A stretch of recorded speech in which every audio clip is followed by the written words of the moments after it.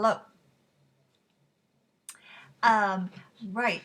You were reading about Moshe and Ellie and the van, and they took the van and they met Ehud, and he was going to show them his darling, which actually, if you remember, I think at the very end it mentioned that his beloved is his boat. And we know the boat, it's the one where he puts people on it and carries them away, hides them, and takes them away from the concentration place. So yeah, that is where we stopped off. So Ellie is squinting and puckering her face as she reads the barely visible red letters on the chipping white paint. Ave Maria. Relief floods her voice as she rubbed her forehead in a flush of embarrassment as it crept up into her cheeks. I thought, she whispered hoarsely. Moshe laughed and offered Ehud his hand. It's an easy mistake to make. Oh, I'm sorry, he offered Ellie his hand. Ehud joined them and gazed dreamily at the little ship. She's so beautiful in her younger days, my little darling, he hastened to add. But surely not half so beautiful as you, sweet lady. Watch out there, my friend, Moshe warned. Maria will be jealous. Ehud put a thick finger to his lips. Quite so, quite so. She's so sensitive.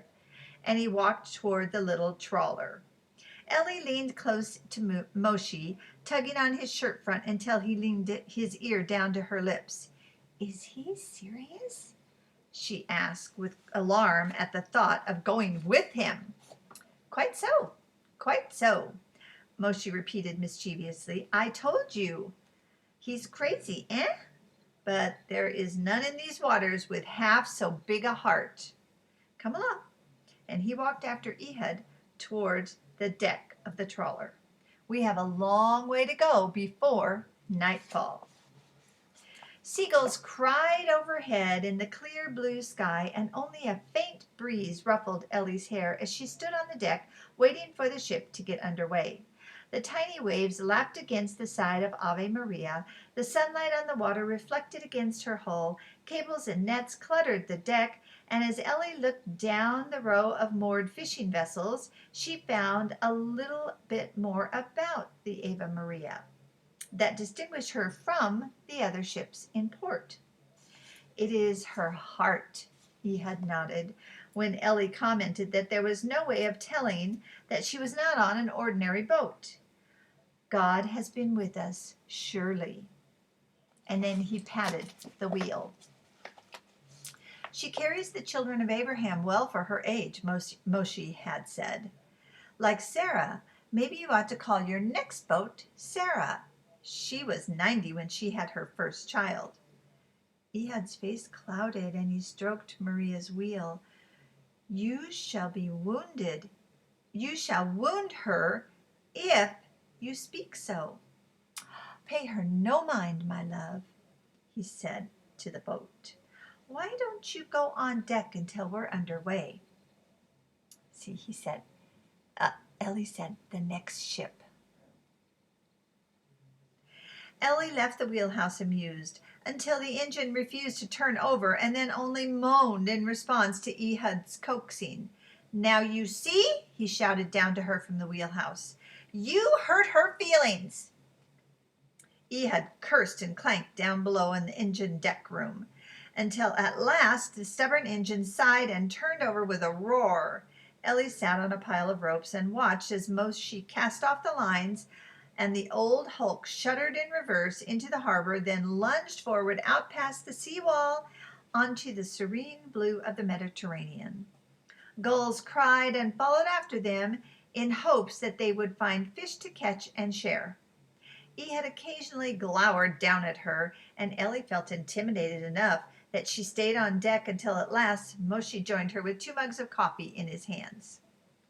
I said the wrong thing, Ellie smiled. He doesn't like me, I'm afraid. Oh, she'll get over it. He handed her a mug. Drink this. He's a little strange, isn't he? I mean, The boat and everything? This boat is everything. He lost 2 of his own family in the camps, the Nazi camps. Sisters, brothers, and a young wife early on in the war. He is a good man. He has defied the roadblock hundreds of times. 67,000 Jews have been caught trying to get into Palestine in spite of the mandate. The Ave Maria has been stopped and searched a dozen times, but never with passengers on board. Ehud is right. There is something special about the old girl. What happens to the ones who are caught? They were still behind the barbed wire on the island of Cyprus. The British keep them there so as not to arouse the wrath of the motif. Ellie inhaled the steam of her coffee, and then she sipped the warm brew. Looks to me like the motif is pretty mad already. She gazed steadily at Moshe. What would happen if you were caught? Up to now, we have only smuggled human contraband. We would be tried and imprisoned. Smuggling weapons means execution. They would kill you for that? Weapons for defense? Many have already died, Moshe said as he drank his coffee. Ellie thought about all the things she had accused him of. Then she took his hands and stared out across the skyline of Tel Aviv as it began to shrink and disappear. I said a lot of things to you that were wrong, and I didn't know that you had put everything on the line for this. How could you have known? He asked, and he lifted her chin. I would have been a fool to let anyone know. I don't want to be just anyone to you, Moshe. Would you forgive me for the things that I said? Even as you said them, you were forgiven, my little Shishka, and he kissed her on the cheek. But in many ways you are still a child, impatient with those who do not see the world your way at the same moment your eyes have just been opened. Ellie lowered her eyes and stared at the coil of rope just in front of where they sat. You think I'm insensitive? On the contrary, I believe you feel, he waved his hand toward the unbroken horizon, everything. But there is more to truth than simply feeling, just as there is more to love than feeling. Do you understand? I'm trying, she said, feeling hopeless and lost in his words.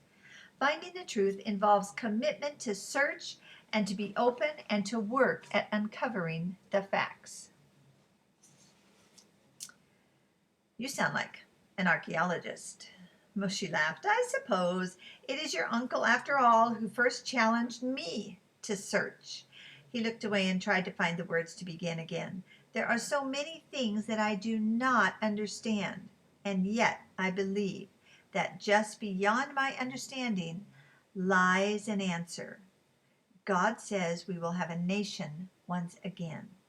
I do not understand how we have survived the oppression of 2,000 years of Christian and Muslim hatred, and yet we stand on the brink of statehood.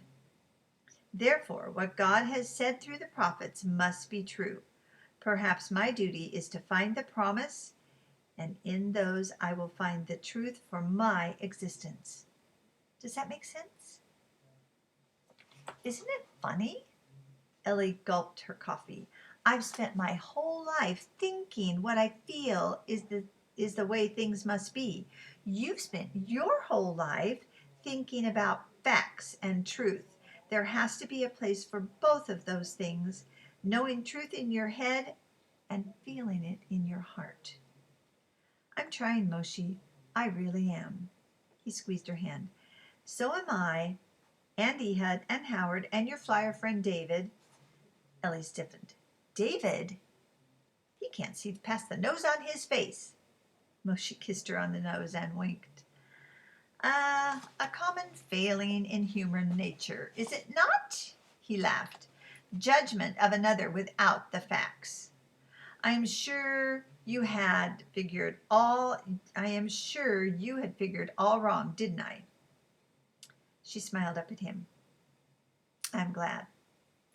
Since you finally figured out, my love, he stood and stretched, I will tell you that I think David seems to be a very fine fellow.